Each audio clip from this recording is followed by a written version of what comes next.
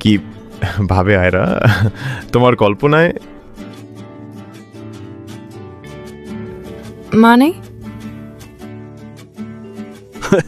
আমি শুনছিলাম ক্লাসে তোমাদের কথা, তোমার কল্পনার জগৎ নিয়ে।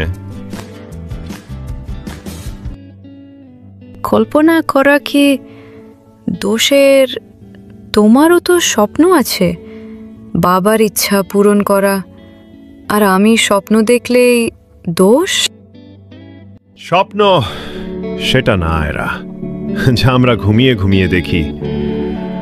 স্বপ্ন হলো সেটা যা আমাদের ঘুমোতে দেয়।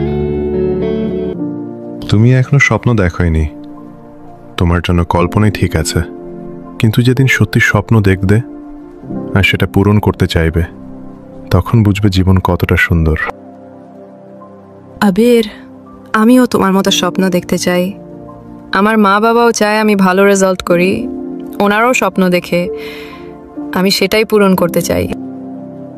তাহলে তোমাকে মন দিয়ে পড়তে হবে, কল্পনার জগৎ থেকে বের হতে হবে। তুমি পারবে না আমাকে বাস্তবের পৃথিবীতে নিয়ে আসতে আমার বন্ধু হয়ে? কেন পারবে না? আমি আমার বন্ধুদের কখনো ছাড়ি না, সবসময় পাশে থাকি, আজ থেকে তোমারও পাশে থাকবো।